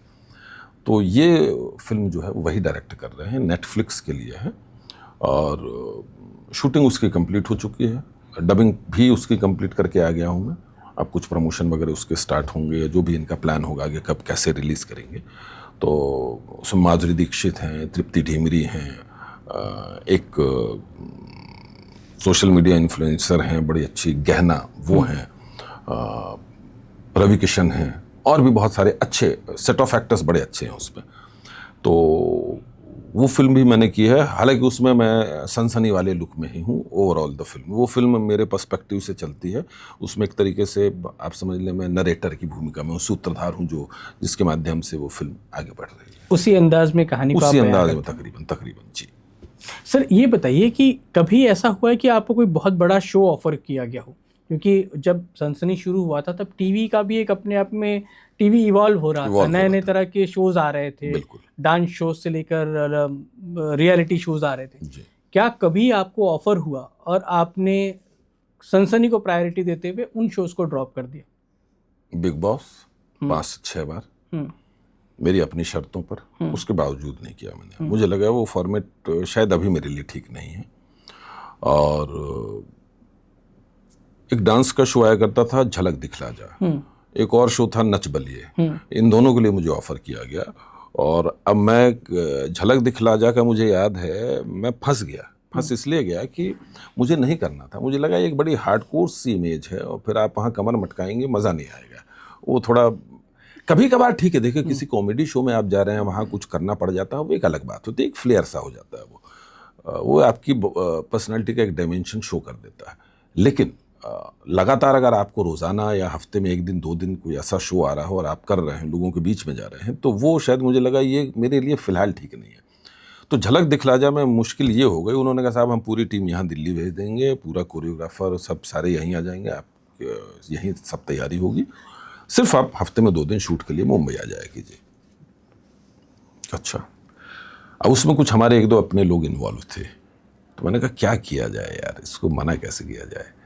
तो मैंने ना पैसा बहुत ज़्यादा बोल दिया, मतलब अपनी औकात से बहुत ज़्यादा बढ़ करके मैंने कहा यार इतना पैसा बोल दो ये ना कर दे कि यार इतना क्या, उससे आधे से आधा बाकी लोगों को नहीं दे रहे थे, तो मुझे इतना कहाँ से दे देंगे। अब इत्तेफाकन हुआ ये कि उस पर हाँ हो गई। अच्छा, हाँ, उस पर हाँ हो गई, तो मैं फंस गया पूरी तरीके से। मैं फंस गया, मैंने कहा क्या किया जाए यार, अब इनको मना कैसे करना चाहिए। तो मैं मिलिंद जी के पास गया। मैंने मिलिंद भाई से कहा, मैंने कहा मिलिंदा एक झंझट हो गई है। बोले क्या हो गई भाई? मैंने कहा मिलिंदा ऐसा ऐसा हो गया है, और मुझे जो जानकारी है वो आपके अच्छे मित्र हैं। अच्छा, ठीक है, तो कलर्स के लिए था ये। तो मैंने कहा वो आपके अच्छे मित्र हैं, और मैं ये घंटी अपने गले में नहीं बांधना चाह रहा हूँ कि मैं ना कर दूँ। मैंने अपनी तरफ से कोशिश की, इतना पैसा बोल दिया, और मुझे लगा शायद ना हो जाएगा, पर अब वो तो हाँ हो गई यार, मैं क्या करूँ। बोले यार तुमने मुझे भी फंसा दिया। मैंने कहा अब आप देख लो क्या करना। बोले रुको मैं बात कर। तो फिर मिलिंदा ने अपने तरीके से जो भी बात की हो, और उसके बाद मैंने नहीं किया। तो मैंने ये बहुत सारे शोज छोड़े हैं, रेड चिली प्रोडक्शन की फिल्म छोड़ी है, बहुत कुछ छोड़ा है मैंने इसके लिए। मैं ये क्यों कहूँ कि मैंने इसके लिए छोड़ा, मैंने अपने लिए छोड़ा यार, किसी और के लिए क्या छोड़ा। आपको कभी ऐसा फील हुआ कि मतलब मैं एक टाइपकास्ट हो गया हूँ, कि एक क्रिमिनल शो का एंकर बन के रह गया हूँ एक ही लुक में? ये मुझे कभी नहीं लगा, लोगों को लगा। ठीक है, हाँ, मुझे कभी नहीं लगा कि मैं टाइप कास्ट हो गया हूँ। और मैं दिन में 22 घंटे इसी अवतार में रहता हूँ, जैसा आपके सामने बैठा हूँ। 2 घंटे के लिए बस वो चेंज हो जाता है, और वो मेरा एक कैरेक्टर है। और जैसे ही वो होता है, मेरी भाव भंगिमा, मेरी आवाज़, मेरा चलने उठने बैठने का तरीका भी बदल जाता है। क्या कभी जब शो एपिसोड्स शुरू हुए थे तो लोग जो पहले मतलब आप आसपास आ गए तो लोग डर जाते थे, ऐसा होता था क्या? हाँ, ये होता था, कि जिस अंदाज में आप टीवी पे आते थे, हाँ, वो अगर कोई पहचान लेता था तो उसकी तो हालत ख़राब होती थी। ये तो होता था भाई, इसमें कोई दो राय नहीं, ये होता था। और अब ख़ास तौर से जहाँ कुछ गलत काम हो रहा होता था, या कुछ पुलिस वाले हों या कोई भी अगर रिश्वत लेने के मूड में होते थे, तो वो एकदम सतर्क हो जाते थे। वो सनसनी ने काम बहुत किया है भाई, इसमें कोई दो राय नहीं है। कभी आप फिल्म देखने गए और लोगों ने आपको देखा और बोले कि यार सीट चेंज कर लेते? नहीं, सीट चेंज कर लेते नहीं होता है, होता उल्टा है, लोग और पास में आ जाते हैं। मुझे तो आश्चर्य होता है, बच्चे भी बड़ा प्रेम करते हैं मुझसे, जबकि बच्चों को डरना चाहिए। ठीक है ना। कुछ बच्चे जो अब बड़े हो गए वो बताते थे कि हम लोग नहीं सोते थे या खाना नहीं खाते थे, तो हमारी मम्मी हमसे कहती थी सुनो, वो टीवी ऑन कर देती थी, देखो आ गए हैं खाना खा लो। और बोले हम लोग खा लेते थे डर के मारे। तो लेकिन वो भी बड़ा प्रेम करते हैं, तो मुझे बड़ा आश्चर्य होता है। ये बड़ा अजीब सा कॉम्बिनेशन है कि एक तरफ जो मुझे नाम से नहीं जानते हैं, जिनकी मुझसे मुलाकात नहीं हुई है, वो अक्सर ये लोगों से पूछते हैं, यार आप लोगों की मुलाकात होती है क्या? वो ऐसे ही बोलते हैं कि अपनी आम जिंदगी में इतने गुस्से में रहते हैं हमेशा। तो वो एक इमेज लोगों की बनी हुई है, जो मुझे लगता है कि ठीक भी है, उसमें कुछ गलत नहीं है। जो जैसा लोग देख रहे हैं वैसे ही आपको मानेंगे। शायद यही वजह है कि बिग बॉस जैसे शोज ने कोशिश की होगी कि भाई ये जो एक अनसॉल्व सी मिस्ट्री है एक व्यक्ति की, ये हम सॉल्व करें। तो उस शो में जाकर के आपको एक तरीके से कपड़े उतारने हैं अपने, वही वाली स्थिति होती है। तो कपड़े उतारने से मतलब, ये शब्द ठीक नहीं है, कपड़े उतारने से मतलब ये है कि आपके जो आवरण है अंदर बाहर के, वो आपकी पर्सनल लाइफ से लेकर के तमाम आप जो हैं, क्योंकि आप कब तक अपने आप को ढक करके रखोगे? चोला पहन करके ज़्यादा समय तक तो नहीं रह पाओगे ना। आसपास की स्थितियों से, परिस्थितियों से आप भी प्रभावित होगे। तो कभी आप प्रोवोक्ड होगे, कभी आप शांत रहोगे, कभी किसी खेमे में चले जाओगे, कभी किसी खेमे में चले जाओगे। इन 22 सालों में एक भी दिन शायद बहुत रेयर होगा कि जब आपके बिना शो हुआ होगा, यानी आप एंकर नहीं रहे होंगे जी। यानी चैनल ने आपके लिए बहुत सारा वो किया कि आपको छुट्टी जाना होता तो कैसे करते थे आप? ये मुश्किल काम है, छुट्टी तो बड़ा मुश्किल काम है। शुरुआत में जब ये 5 दिन का शो हुआ करता था, जब लॉन्च हुआ था, तो आपको तो पता ही है ये, तो शुरुआत के 6-7 महीने तकरीबन ये ऐसा हुआ कि 5 दिन का था। फिर चैनल ने तय किया कि इसको 7 दिन का करेंगे। तो वो 7 दिन में भी कंडीशन ये थी कि मैं शूट 5 दिन ही करूँगा। लेकिन फिर होने ये लगा कि कभी 6वें दिन का कंटेंट ठीक ठाक नहीं बन पाया 5 दिन तक, तो लोगों ने मुझसे रिक्वेस्ट की, सर आज शूट कर लेंगे क्या? कर लेते हैं भाई। वो कब सैटरडे भी शूट होना शुरू हो गया, कब संडे भी हो गया, और अब वो उसी लय में चला आया। तो अब पिछले इतने वर्षों से वो 7 दिन शूट होता है। तो मुश्किल है क्योंकि जितना मान इस शो ने आपको दिया है, लोग जितना भरोसा करते हैं, चैनल आप पर जितना भरोसा करता है, तो एक जिम्मेदारी का अनुभव तो है, बड़ी ज़बरदस्त जिम्मेदारी है कि आपको लगता है यार कि आपके हटने से शो में किसी भी तरीके से शो खराब नहीं होता है, लेकिन ये है कि थोड़ा उतार चढ़ाव तो हो सकता है, आप नहीं हैं तो वो एक जिम्मेदारी का एहसास है। ऐसा नहीं कि चैनल इस बात को नहीं समझता है। कोई भी चैनल ये या कोई भी ऑर्गेनाइजेशन ये चाहेगी कि आप भरपूर समय दें, भरपूर काम करें, और तो चैनल शायद इस तरीके से नहीं सोचता होगा कि इस आदमी को हमको छुट्टी देनी चाहिए, इस तरीके से नहीं सोचता होगा।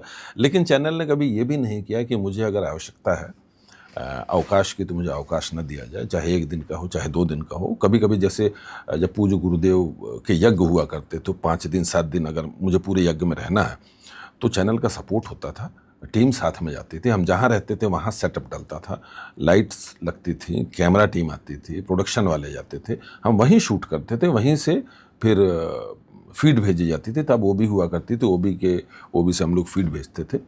यानी आप अगर मान लीजिए 1 हफ्ता 10 दिन के लिए कहीं बाहर जा रहे हैं तो चैनल आपके साथ में एक टीम भेजता था ताकि जी, और इसमें एकदम कंफर्टेबल रहते थे आप? हाँ, बिल्कुल कंफर्टेबल रहता था। कभी कभी लगता था कि अरे यार मैं अब मान लीजिए कुंभ में है, ठीक है, या माघ मेले में अब लगा हुआ, तो वहाँ सिक्योरिटी की व्यवस्थाओं तमाम आपको मालूम है क्या होता था। अब मैं रुका कहीं हूँ, यज्ञ के लिए मुझे अंदर जाना है कुंभ में, शाम को शूट के लिए फिर कहीं बाहर जाना है, तो वो कम्यूट करना थोड़ा सा मुश्किल हो जाता था। लेकिन मुझे लगता है कि जब आपको इतनी सारी चीज़ें मिल रही होती ना, और आपको लगता है कि सब चीज़ें आपके हिसाब से चल रही हैं, तो फिर ठीक है, थोड़े बहुत चुनौतियाँ, थोड़े बहुत संघर्ष, उसके बिना मज़ा भी नहीं आता है। हाँ, पर ऐसा कभी नहीं हुआ कि मेरे बिना शो गया हो। अगर 1 दिन 2 दिन में कभी नहीं रहा हूँ, 1-2 दिन मैनेज हो जाता है किसी तरीके से। कुछ जेनरिक एंकर्स हैं जिनके साथ हर तरह की स्टोरी जल कर जाती है। तो इतने वर्षों में इतनी चीज़ तो हो गई है कि मैं नहीं हूँ तो पीटीसी के माध्यम से शुरू में मैं आ गया, बीच में आ गया, क्लोज कर दिया मैंने। तो इस तरीके की चीज़ें, पर वो 1 दिन या 2 दिन ही हो पाती हैं, पहले हो जाया करती थी। लेकिन अब चूंकि इतना गला काट कंपटीशन भी चलता है, रोज़ का अपडेटेड कंटेंट आपको लेना है, सुबह से शाम तक में आप शाम तक प्रतीक्षा करते, पहले 1 दिन पहले तय हो जाता था कि हम कल क्या कर रहे हैं। आज उसी दिन शाम को 7 बजे तक ये तय हो पाता है कि हम क्या कर रहे हैं। ये फ़र्क आ गया है ना, फ़र्क है अब, क्योंकि शाम तक में पता नहीं कितनी डेवलपमेंट हो जाए। तो उस सबको ध्यान में रखते हुए बहुत करेंट अफेयर जैसा शो हो गया है। तो ये बहुत मुश्किल है, उतनी चैलेंजिंग जितना मेरे लिए तो कम है, मुझे लगता है बनाने वालों के लिए ज़्यादा मुश्किल है कि यार क्या करेंगे, कैसे करेंगे आज हम, और फिर कितना अच्छा इसको बना दिया जाए, अच्छा कंटेंट है उसको कितना अच्छा बना दिया जाए, और जितना अच्छा बनेगा मेरे लिए उतना चैलेंज होता कि यार इतना अच्छा बन गया, इतना अच्छा लिखा गया, इसको इतने और कितने अच्छे तरीके से मैं प्रदर्शित करूँ। कभी आपने सोचा कि मतलब जो लुक इनिशियल डेज में था उसको भी डेवलप किया जाए, कुछ चेंजेस लाया जाए, या कुछ उसमें बदलाव करने के क्रिएटिव पक्ष में आप रहे हो, या आपने कभी सलाह दी? लुक मतलब मेरे लुक की बात आप कर ही रहे के हैं लुक के अब मुझे लगता है और क्या ही चेंज हो सकता है इसमें। बाल कट सकते हैं या ओपन हेयर में आप आ सकते हैं। तो ओपन हेयर में कोशिश की एक बार हम लोगों ने ना ज़बरदस्ती शूट कर लिया। तब ये सेक्टर 60 वाला ऑफिस हुआ करता था, तो वहाँ पीछे जो कैफेटेरिया का एरिया था वहाँ एक एरिया कुछ खाली पड़ा था, लॉन जैसा था। नहीं लॉन तो बाहर था, उसके अंदर ही था, कैफेटेरिया के बाजू में एक, तो वो खाली था। तो वहाँ कुछ ग्रीन कर्टन वर्टन कुछ समय के लिए लगाया गया था। तो वहाँ हमने एक ओपन हेयर में शूट करके और कोशिश की कि शाहजी को दिखाया। अंजू ने कहा शाहजी को दिखाते हैं एक बार। तो शाहजी का रिएक्शन जो था मेरे सामने नहीं था, पर जो मुझे बताया गया, यार इसमें श्री सुंदर लग रहे हैं। ठीक है, तो वो तो ये था कि शाहजी और ये सब सारे लोग ना बड़े ज़हीन लोग हैं, बहुत पढ़े लिखे बड़े समझदार लोग हैं। हर एक शब्द उनका नपा तुला होता था, चीज़ों को सोच करके समझ करके तोल मोल करके बोलते थे। ये सनसनी जो टाइटल बना, मुझे आज भी याद है, इसके पीछे बड़ी मशक्क़त की इन लोगों ने। बहुत सारे टाइटल इन्होंने रिजेक्ट किए, तमाम 100-150 और टाइटल देखे होंगे। उसके बाद सनसनी एक निकल करके आया। क्यों इन्होंने बनाया, किस लिए बना, तो बड़ा सोच समझ करके करते थे जो भी काम करते थे। तो मैं ये समझता हूँ कि उनका, शाहजी या उस तरह के लोगों का कहा हुआ कोई भी शब्द बड़ा मायने रखता था। तो वो he was very particular about my look, कि श्री जो हैं वो थोड़ा सा उनका फ्रेम, मिड फ्रेम में उनका एक्सप्रेशन जो आता है, वो जो आँखों से बात करते हैं, वो बहुत ज़रूरी है कि उनकी आंखें ज़रूर दिखनी चाहिए, उनका फेस ज़रूर हाईलाइटेड होना चाहिए। और शुरुआत में तो मुझे याद है कि काजल के पहले एक लाल रंग के उससे कोई वो होता था, जो भी मेकअप की कोई चीज़ होती थी, उससे बाकायदा रेड किया जाता था कि ये थोड़ा सा हल्का सा ड्रंकन भी दिखना चाहिए। मतलब उस तरीके का लुक, गुस्से वाला एक लुक होना चाहिए। तो शाहजी जैसे लोग बहुत पर्टिकुलर थे उस लुक को लेकर के। शायद वो पर्टिकुलर थे और शायद वो फोर्स ही कर पाते थे आगे की चीज़ों को, शायद इसीलिए शो इस तरीके से आगे इतना बन पाया था। ठीक है, उनको भी शायद ये पता रहा होगा कि हम जिस तरह का प्रयोग करने जा रहे हैं बड़ा घातक है। ठीक है, बहुत बॉर्डर लाइन पर है हम लोग, कहीं या तो इधर जाएगा या इधर जाएगा, शायद उनके जहन में रहा होगा। पर मुझे लगता है कि वो चैलेंज लेने का मादा जो है वो शायद उस तरह के लोगों में ही होता है। और सनसनी के बाद जब आपने सनसनी शुरू किया जी, उसी वक्त में मेरे ख्याल से बहुत सारे चैनल्स पे इसी टाइम स्लॉट में क्राइम शोज शुरू हुए, जो इसी अंदाज में शायद मेल और फीमेल एंकर दोनों के साथ ट्राई किए गए। जी। तो कभी आपने उस तरह के कंपटीशन सोचा था कि मतलब ये इस तरह का, एक तो पहले मैं नाटक और फिल्में छोड़ के न्यूज़ चैनल्स में जा रहा हूँ और अब न्यूज़ चैनल्स वाले मेरी कॉपी कर रहे हैं? मैं आपको एक छोटी सी बात बताता हूँ। मैं 8th क्लास में था, हमारे यहाँ 8th भी बोर्ड हुआ करता था उस वक्त, 8th और 12th। तो 8th में था मैं, तो मेरे अंकल आए और उन्होंने मुझसे कहा कि बेटा हम तुमको, तब HMT वॉच सबसे बड़ा ब्रांड हुआ करती थी, उन्होंने मुझसे कहा कि बेटा हम तुमको HMT वॉच देंगे। मैंने कहा अरे वाह क्या बात है चाचा, दे दीजिए। हम लोग चाचा बोलते हैं। मैंने कहा चाचा दे दीजिए। बोले अभी नहीं। बोले जब तुम फलाने लड़के से ज़्यादा नंबर लेकर के आओ। तो हमारे एक दोस्त थे फणींद्र कुमार राव, जो बाद में फॉरेस्ट में बहुत बड़ी पोजीशन पर पहुंच गए। तो कंजर्वेटर ऑफ फॉरेस्ट थे वो बहुत पढ़ाई लिखाई में बहुत ज़हीन थे वो। तो मैंने उनसे एक ही बात कही, मैंने कहा मुझे नहीं चाहिए HMT वॉच। वो थोड़ा स्तब्ध रह गया। बोले क्यों? मैंने कहा देखो चाचा, आप मुझसे ये कहो कि बेटा मैं ये चाहता हूं कि तुम 80% लाओ या 85 लाओ या 90 लाओ या 95 लाओ, मैं अपनी जान लगा दूंगा। लेकिन अगर आप मुझसे कहेंगे कि इससे ज़्यादा लेकर के आओ, इससे बेटर, तो मुझे ये मंजूर नहीं है। तो मेरे जहन में कंपटीशन तब से नहीं था किसी दूसरे को लेकर के। मेरी जब भी प्रतियोगिता हुई है मेरे अपने से हुई है। मुझे लगा कि मैं और बेहतर कैसे कर सकता हूँ, एक बेहतर इंसान कैसे बन सकता हूँ, एक बेहतर सिटीज़न कैसे बन सकता हूँ, बेहतर परफॉर्मर कैसे बन सकता हूँ, और बेहतर एंकर कैसे बन सकता हूँ, अपनी संस्था के लिए और क्या बेहतर कर सकता हूँ। मेरा कंपटीशन डायरेक्टली हमेशा मुझसे रहा है, इसलिए मुझे कभी नहीं लगा कि ये कर रहा है, या इस चैनल ने ये शुरू कर दिया, उस चैनल ने ये शुरू कर दिया। ये मेरा काम भी नहीं है, ये मेरा काम है ही नहीं। ये चैनल सोचे ना, ठीक है ना, जो जिसको चैनल ने उस चीज़ के लिए रखा है, चैनल वो अपना काम देखे। मेरा काम है कि मुझे जो काम दिया गया मैं उस काम को पूरी शिद्दत से, पूरी ईमानदारी से करूँ। सर ये बताइए कि एनएसडी से जब आप यहाँ आ गए कि आपने एक फ्लो आ गया कि मंडे टू फ्राइडे सनसनी करना है जी। तो इस बीच में आप नाटक कभी मतलब नाटक में हिस्सा लेते थे, नाटक करने आते थे या काम करते थे? लगातार बने रहते थे? जी जी जी जी बिल्कुल। एक नाटक किया था हम लोगों ने, एक ग्रुप बनाया था नटवा, जिसके फाउंडर मेंबर में मैं था। एक IITian है संजीव चोपड़ा जी, जो खुद भी बड़े अच्छे एक्टर हैं, बड़ा अच्छा काम करते हैं।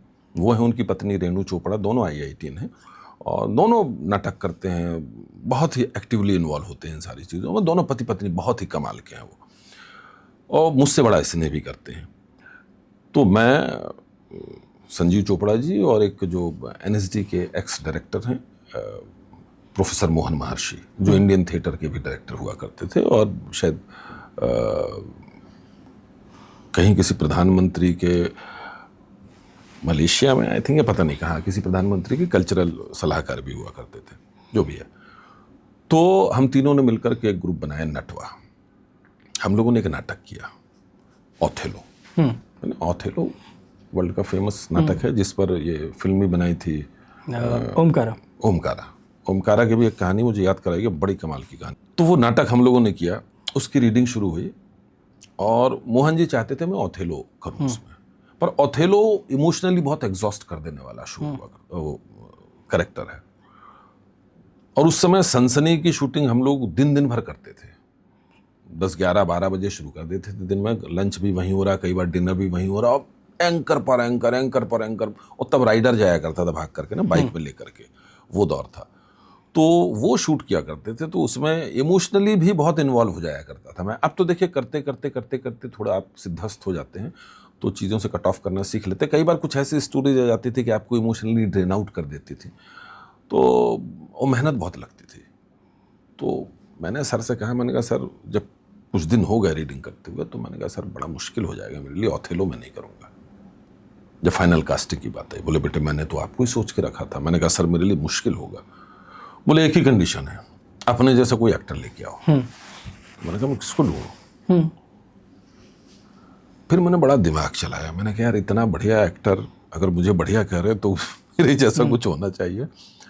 तो हमारे एक छोटे भाई जैसे रहे हैं महेंद्र मेवाती, जो बाद में न्यूज़ 24 ने एक शो शुरू किया था टारगेट, है ना, क्राइम शो था। टारगेट को वो एंकर करते, तो मैंने सजेस्ट किया था उनको। तो उसको मैंने रिक्वेस्ट की, वो मुंबई में था, अच्छा काम कर रहा था, तो मैंने उससे रिक्वेस्ट की, मैंने कहा तुम आ जाओ। तो वो चूंकि लंबे समय से नाटक से अलग था, तो वो कॉन्फिडेंस बिल्डअप नहीं कर पा रहा था, थोड़ा बहुत उसकी लिकर वगैरह की आदत हो चुकी थी, मुझे मालूम था। मैंने जब बड़ा उसको कन्विंस किया तो आ गया वो। मैंने कहा पैसे वैसे अच्छे मिल जाएंगे तुमको, वो ठीक ठाक पैसे वैसे दिए उसको। वो आया, उसने ओथेलो का रोल किया। मैंने उसमें एक और कैरेक्टर है इयागो, जो एक्चुअली अपोजिट कैरेक्टर है, काइंड ऑफ विलेन। तो मैंने इयागो का कैरेक्टर किया। अच्छा, इयागो के बारे में बता दूं, इयागो एक ऐसा कैरेक्टर है जो वर्ल्ड ड्रामा हिस्ट्री में मोस्ट कॉम्प्लिकेटेड कैरेक्टर माना जाता है। पूरे ड्रामा की बात कर रहा हूँ, वर्ल्ड ड्रामा की बात कर रहा हूँ, उसमें मोस्ट कॉम्प्लिकेटेड कैरेक्टर माना जाता है इयागो। मैंने वो किया और बहुत ही कमाल हो गया वो। नाटक बहुत कमाल हो गया, ये सब कमाल हो गया। अब उसमें हुआ ये, जिस दिन ओपनिंग था मेरी एक सेकंड कास्ट उन्होंने करके रखी थी। एक लड़का था अनुराग, जो श्रीराम सेंटर का था, जो अभी सीरियल्स वगैरह में अच्छा काम कर रहा है, तो वो सेकंड कास्ट में था मेरी। उस दिन रात को क्या हुआ, एक रात पहले, आपको याद होगा, एक गाजियाबाद में एक कोठी थी, अगर मैं एड्रेस गलत नहीं याद है तो KC 19 एक कोठी थी। वो बड़ी मिस्टीरियस सी कोठी थी। वहाँ कुछ अंदर वर्षों से कोई डेड बॉडी पड़ी हुई थी, जो बिल्कुल कड़क हो चुकी थी, कंकाल पड़े थे बहुत सारे, बहुत कुछ वहाँ ड्रामा था। तो रात को हमको वहाँ शूट करना था। हमने ओवरनाइट शूट किया, सुबह 5 बजे घर लौटे हम लोग, पूरा रात में, और बहुत ही भयावह स्थिति थी उस पूरे कोठे की। कोई जाते नहीं था वहाँ, इतना डरावना था, लोग कहते थे भूतिया है, ये है, हॉन्टेड प्लेस है, पर उसमें हम लोग घुसे। हम लोगों ने शूट किया, शूट करने के बाद हम वापस आए। एक तो उस वातावरण से निकल करके आना, इतना लंबा शूट करना, तो एग्जॉस्ट तो हो ही चुके थे। और दूसरे दिन शो था, मतलब दूसरे दिन क्या समझ लीजिए, उसी दिन अब शो है। अब तो 5 बजे। मैंने कहा क्या करना चाहिए मुझे, तो मैंने फ़ोन किया मोहन जी को। मोहन जी अब नहीं है इस दुनिया में, तो मोहन जी को मैंने फ़ोन किया और मैंने कहा सर एक निवेदन है आपसे। बोले क्या? मैंने कहा सर देखिए ऐसा ऐसा मैं शूट करके अभी आया हूँ, तो मेरे लिए बहुत मुश्किल हो रहा फोकस करना, थोड़ा ना डिल्यूजन सी हो रही है चीज़ों में। तो और लंबा रोल है, बहुत लंबा रोल है, थ्रू आउट द प्ले है, ओपनिंग है नाटक की, आपका नाम जुड़ा हुआ है, मैं चाहता हूँ आप अनुराग से करा लीजिए। जबकि अनुराग ने बहुत ज़्यादा रिहर्सल्स वगैरह नहीं की थी, तो मैंने कहा सर वो कर ले, क्योंकि मुझे बहुत संभावना है लाइंस मेरी कहीं गड़बड़ हो जाएंगी। तो उन्होंने थोड़ी देर सोचा, बोले बेटा शो तो तुम ही करोगे। माने नहीं। हाँ, शो तुम करोगे, सब लोग इतनी देर इतने बजे मिल रहे हैं, आप 2 घंटे और बाद आइए, आप कोशिश करिए सोने की। मैंने कहा सो तो नहीं पाऊंगा सर अब मैं, क्योंकि दिमाग में भाई सब चल रहा है, तो सो तो नहीं पाऊंगा मैं। खैर बहरहाल मैं पहुंचा, और मजे की बात, एक तो वैसे ही डिल्यूजन में चल रहे आप, अचानक फोन आ गया। तब सनसनी में हेडलाइंस चला करती थी, है ना, 8-8 10-10 हेडलाइंस चलती थी। तो मुझे अचानक फोन आया कि हेडलाइंस थोड़ी सी चेंज करनी है। तो मैंने कहा भाई अब तो मैं श्री राम सेंटर में हूँ, सेट पर हूँ, अब 1 घंटे के बाद शो शुरू होना है। तो आधे घंटे के भीतर टीम आई, कैमरामैन आया, माइक लगाया गया, और मैंने ग्रीन रूम के अंदर हेडलाइंस रिकॉर्ड की। फिर वो हेडलाइंस ले, और ऐसा कई बार हुआ, ऐसा कई बार हुआ।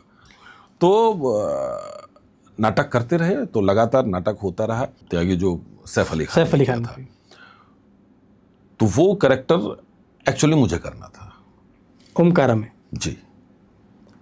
इत्तेफाकन क्या हुआ, उसी दौरान मेरे ये राइट नी ये इंजर्ड हो गया। अब ये इंजर्ड हो गया और बहुत ज़्यादा इंजर्ड हो गया, तो सनसनी किसी तरीके से मैं मैनेज कर लेता था, लेकिन चलना फिरना भी मेरा मुश्किल हो गया था। अब मुझे ये लगा कि यार इसमें गैंग वॉर भी है, तमाम चीज़ें हैं, मैं कैसे कर पाऊंगा, ये मुश्किल है मेरे लिए। अब विशाल भाई को मना भी कैसे करूँ मैं? तो मैंने कहा क्या किया जाए। तो मैंने दाएं बाएं करके किसी तरीके से थोड़ा डिले किया, ये किया वो किया, और फाइनली ये हुआ कि अब मैं ये नहीं कर रहा हूँ। काम करता रहा हूँ, थिएटर करता रहा हूँ, फिर अभी NSD में जाकर के बतौर एक्सपर्ट ट्रेनर ट्रेनिंग भी देता रहता हूँ मैं।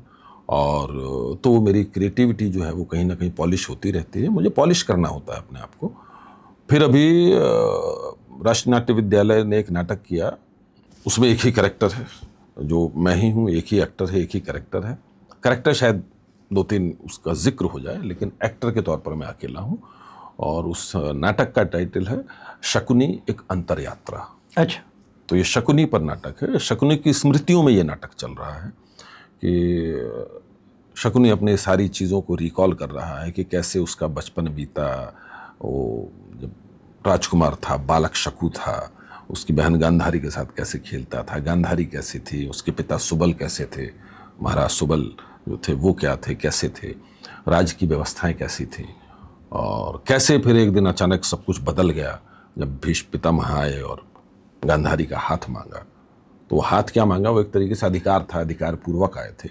और तब फिर वो शकुनी की उनकी बहस भी होती है, और वो कहता है कि भाई जैसे आपने अम्बा, अम्बालिका और इन सबको आपने जैसे स्वयंवर से उठाया था, क्या उसी तरह का एक प्रयोजन, इत्यादि बहुत सारी बातचीत होती है। तो बेसिकली शकुनी अब उसमें ये बता रहा है कि भाई ये जो है, मैं शकुनी बना क्यों, मैंने ये पासे क्यों उठाए, मैं पहले ऐसा नहीं था, मुझे बनाया गया, विवश किया गया। तो बेसिकली शकुनी की कहानी है। और ये एक दौलत वैद्य हैं जो संगीत नाटक अकादमी अवार्डी हैं, NSD के पास आउट हैं, बहुत कमाल के एक्टर हैं, डिज़ाइनर हैं और राइटर हैं। उन्होंने लिखा है ये पूरा नाटक। और ये इसका प्रीमियर जो है, इसकी पहली ओपनिंग मई में हम करने जा रहे हैं, नेपाल में इंटरनेशनल थिएटर फेस्टिवल हो रहा है, तो वहाँ इसका प्रीमियर लॉन्च होगा। सर एक सवाल मुझे आपसे ये समझना है कि ओमकारा जैसे आपसे छूटी जी, ऐसी और कितनी फिल्में थी? बहुत सारी फिल्में छूटी, मतलब 4-5 तो मेरी अभी उसमें हैं। जैसे मैंने कहा रेड चिली की 1-2 फिल्में छूटी हैं, और भी कुछ कहीं। लेकिन ओमकारा छूटने का चलिए एक तरफ से दुख भी है, एक तरफ से दुख नहीं भी है, क्योंकि फिर मुझे लगा कि जो कास्टिंग फाइनली हुई वो बड़ी परफेक्ट कास्टिंग थी, और किसी फिल्म के लिए कास्टिंग सही होना बेहद ज़रूरी है। तो फिर बाद में जब फिल्म देखी मुझे, तो मुझे लगा नहीं यार, ये सैफ ने भी बड़ा न्याय किया उस रोल के साथ, इसमें कोई दो राय नहीं है। तो देख करके फिर आपको लगता है कि शायद आप ठीक ही नहीं थे उसमें, या शायद और बेहतर कर देते या ना कर पाते, जो भी था। पर ठीक है, देखिए ये फिर वही है, नियति की बात है, भाग्य की बात है, और वक्त से पहले और किस्मत से ज़्यादा किसी को कुछ नहीं मिलता। मैं इस लाइन को मान करके चलता हूँ, और मैं ये जानता हूँ कि everything is pre written, nothing can be re written, so live the best and leave the rest to God. आखिरी में आपसे ये समझना है कि सर इतना लंबा सफ़र रहा, सनसनी, आपने कहा कि सनसनी ने आपको बहुत कुछ दिया, नेम फेम उसकी वजह से, लोग आपकी नकल उस तरह से करते हैं। कभी आपको ऐसा फील हुआ कि मतलब अब ये चलता ही रहना चाहिए, या इसका भी एक कहीं आके एक, हर चीज़ का एक समय होता है, तो क्या लगता है आपको, ये समय आप तय करेंगे? प्रफुल्ल जी, जब इसके 100 एपिसोड पूरे हुए थे, उस समय मैं एक नाटक कर रहा था, ठीक है। उससे पहले मैंने एक नाटक किया था, क्योंकि उससे नीचे वो सेट मेरा लग नहीं सकता था, इतना बड़ा सेट था वो, तो वो मैं कर रहा था। उस दौरान अचानक मेरे जहन में ख्याल आया, मैंने कहा यार 100 एपिसोड, उस दिन 100 एपिसोड पूरे हो रहे थे, तो मैंने अपने पूज्य गुरुदेव को फ़ोन किया और मैंने उनसे कहा, उनसे ज़्यादा बात करने की हिम्मत हम लोगों की होती नहीं थी, जो कहती है ब्रह्म वाक्य है। तो मैंने उनसे चरण स्पर्श किया, निवेदन किया, और उसके बाद मैंने उनसे कहा, मैंने कहा दद्दा 100 एपिसोड हो गए, दद्दा बोलते थे हम, दद्दा 100 एपिसोड हो गए। तो उन्होंने एक पॉज लिया, बोले बहुत अच्छी बात है बेटा, बहुत बधाई हो तुमको, बहुत सारी शुभकामनाएं, भगवत कृपा बनी रहे, करते रहो काम।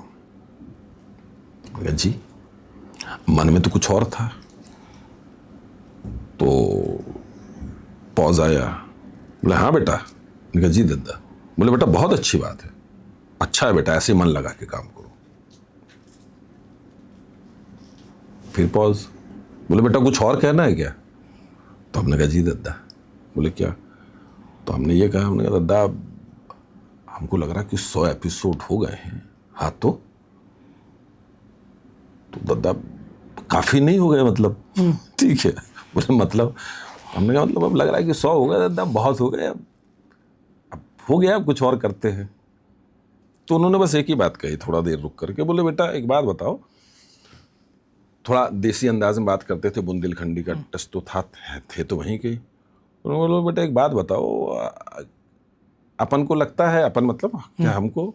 बोले अपन को लगता है बेटा कि अपन इतने समझदार हो गए हैं कि अब अपन ये फैसले अपनी ज़िंदगी के कर सकते हैं कि ये हमारी ज़िंदगी में पर्याप्त हो गया है, और होना चाहिए या नहीं होना चाहिए, या अब रुक जाना चाहिए, आगे जाना है या नहीं जाना है, किस दिशा में जाना है। तो मैंने कहा जी नहीं। बोले नहीं ना? नहीं। तो बोले बस बेटा बात खत्म, अगले आदेश तक इस विषय में कोई बात नहीं होगी। वो 100 एपिसोड, और आज 7,500 से ज़्यादा एपिसोड। पूज्य दद्दा ये बात कह करके गोलोक प्रस्थान कर गए हैं, चल रहा है। अब आगे क्या आपके लिए? आप इस लुक के साथ ही फिल्मों में आएंगे? नहीं, ऐसा कतई जरूरी नहीं, ऐसा कतई जरूरी नहीं है। देखिए शो आगे चलाना नहीं चलाना ये मेरा निर्णय तो है नहीं।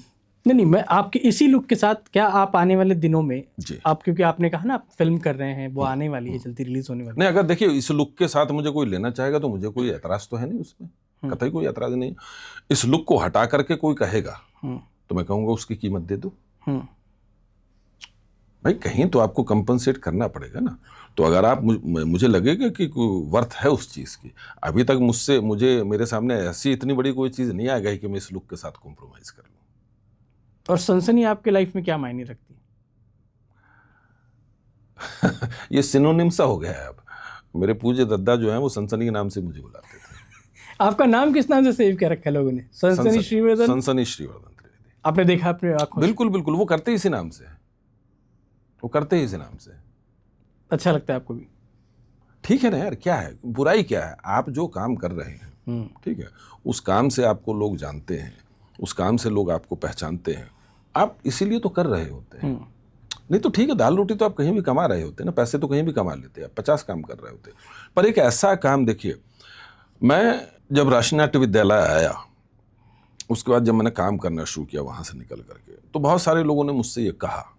एक बार अनुपम खेर साहब ने मुझसे पूछा था, तब कोई इंटरव्यू ले रहे थे, वो मैं उसमें था। बोले यार तुमने एमएससी इलेक्ट्रॉनिक्स से किया, लेफ्टिनेंट के लिए तुम्हारा चयन हो गया, तुम ये सब छोड़ छाड़ करके यहाँ क्यों आए? बातबाजी भी कोई भी पूछेगा।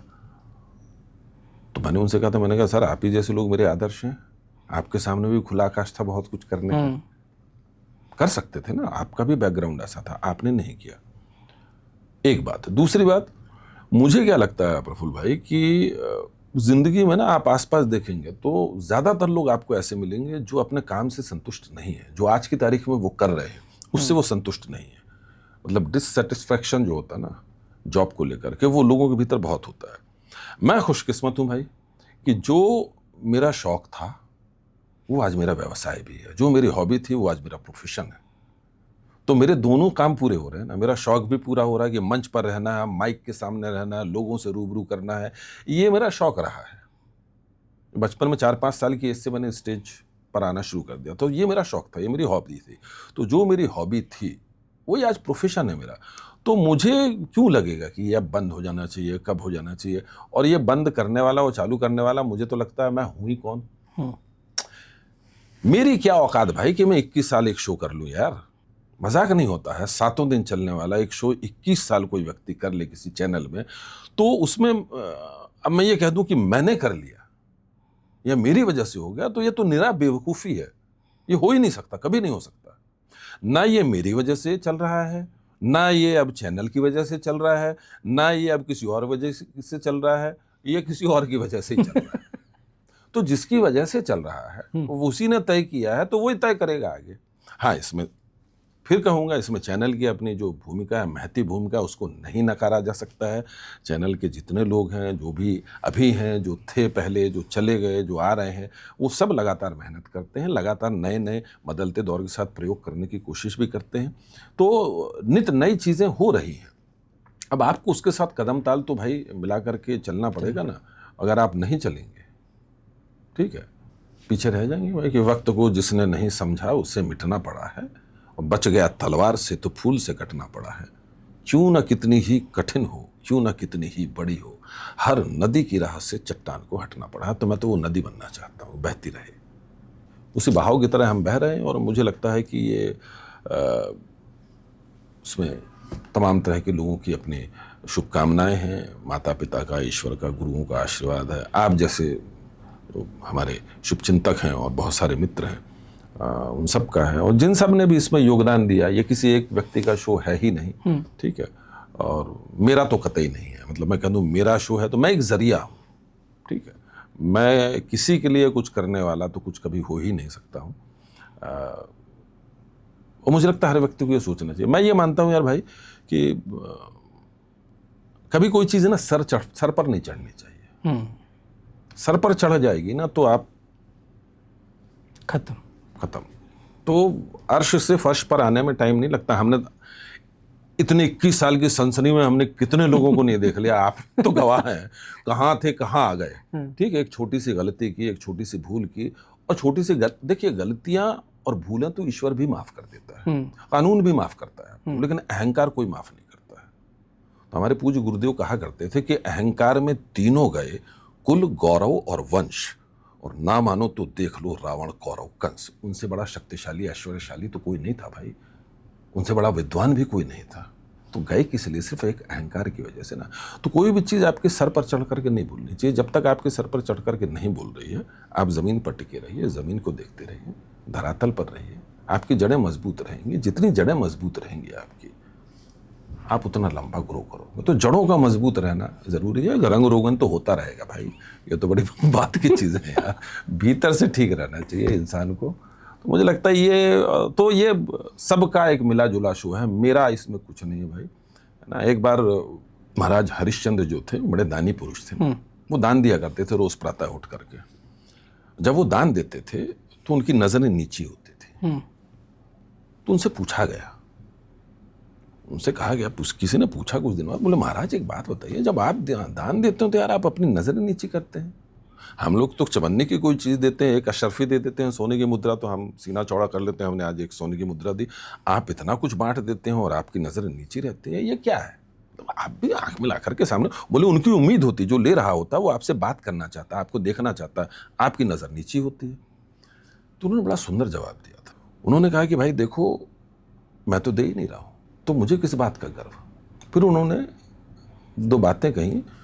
उन्होंने कहा है कि देनहार कोई और है, ठीक है, देनहार कोई और है, भेजत है दिन रैन, और लोग भरम हम पे करें, तासो नीचे ने। तो भाई हम तो एक जरिया हैं, ठीक है, एक व्यक्ति के तौर पे कह लें, परफॉर्मर के तौर पे कह लें, किसी एंकर के तौर पर कह लें, एक माध्यम है, ठीक है।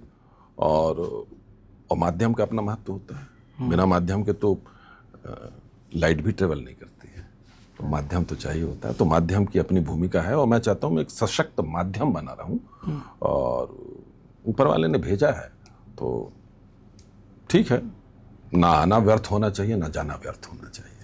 नहीं, बहुत बहुत शुभकामनाएं आपको। आने वाली फिल्में और भी मिले, इसी लुक में मिले और इसके अलावा भी लुक में मिले, और ये जो सनसनी है जो आप 21-22 सालों से कर रहे हैं, ये भी जारी रहे सर, ये भी जारी रहे। और मतलब मैं ये लोगों को बता दूं कि श्रीवर्धन जी जैसे स्क्रीन पर दिखते हैं गुस्सेल है नहीं, अभी हमने बात की है, नॉर्मल है। अगेन डिपेंड्स कि किससे बात कर रहे हैं। तो आपको ये पॉडकास्ट कैसा लगा, आप हमें कमेंट में जरूर बताइएगा। Thank you so much, thank you so much sir, बहुत बहुत थैंक यू। धन्यवाद।